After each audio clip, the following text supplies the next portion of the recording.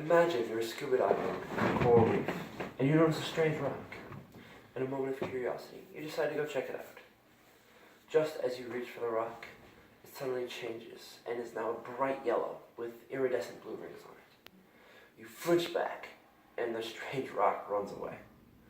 Now, it was clearly no rock at all, but actually a blue-ringed octopus. And while it did run away and chose not to bite, that's lucky for you, because that bite is venomous, and that dive may have been your last. So it actually falls under the class Cephalopoda, and it is an easier term, they're called cephalopods. And that is what I'll be discussing with you today. Now, they are very interesting creatures, they're very impressive creatures, and they're also very dangerous creatures. I'll roughly and concisely go over the different types of cephalopods, along with their respective defenses and behaviors. The first cephalopod I'll talk about is an octopus, which, while this isn't exactly anatomically correct, is roughly the shape of it, with a large head area and then small tentacles on the bottom, and this will actually be approximately the same for all cephalopods. Now, the octopus actually has no shell. It can fit through any container that has a space large enough for its only bone, its beak, to fit through. It's one of the smartest cephalopods and can actually open jars and get into boxes to get to where it needs to be. And also contains the smallest species, the pygmy octopus, which can fit on your fingernail.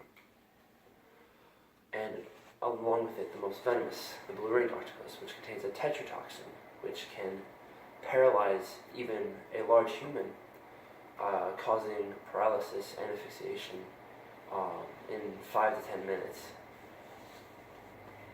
Another class is the squids, which are going to be a sleeker form with more of a rod-like body called the mantle, and a triangular fin at the top, and then 8 tentacles and 2 arms to grab. This family includes the most large cephalopods, known as the colossal squid and the giant squid. Giant squid having longer arms and tentacles, and the colossal squid having a longer mantle, that head part. The squids are interesting because they actually are one of the few cephalopods that are colonial and could travel in pods for safety, and threatened, like almost all other cephalopods, can actually squirt out ink into the water to provide a hasty escape.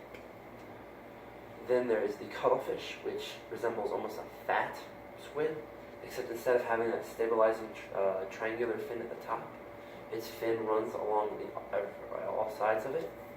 It still has the 8 tentacles and the 2 grabbers, but these are no longer like long grabbers, but more ones used to add to camouflage and mimicry, as they will mimic shrimp in order to entice fish to come closer.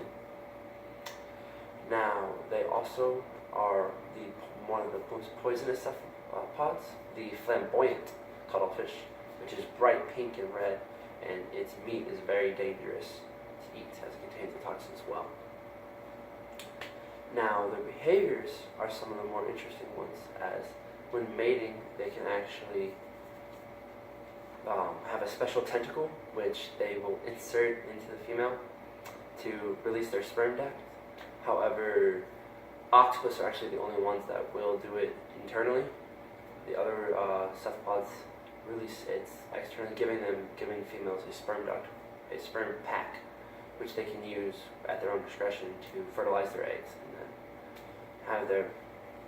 Another interesting idea is cuttlefish will actually fight over their mates, and then they'll get all their females and they'll like huddle them in like a little cove or a corner, and the bigger ones get more females. So small male cuttlefish can actually make themselves look like female cuttlefish, so that the males will be like, yeah, come on in, and then the small little cuttlefish will mate with all of his females and then hike out of there pretty quickly. Another interesting is their diet, as all cephalopods seem to have an almost universal diet of fish, crustaceans, and other mollusks like clams and oysters. Actually, some of them are even cannibalistic and will eat their own species if given the chance. And finally, there's their human interactions, which are pretty universal as well. They don't generally like us. We're large and scary, so they tend to run away or use their chromatophores, which are pigments in their skin, which can increase and decrease in size to help them change color, and even change their texture and size to make them look like something else and hopefully go unnoticed. They can ink into this thing so they can run away, like I talked about with squids, or they can simply just try to get out there as fast as they can, or like the blue-ringed octopus, they will attempt to bite as it is venomous. So these were all very simple and concise, as there's a lot to talk about with cephalopods, but I did not have the time to talk about it all. So while these are amazing creatures, they're also dangerous. But I hope what little I told you will help you kind of understand them more and appreciate them, despite their usually shy demeanor.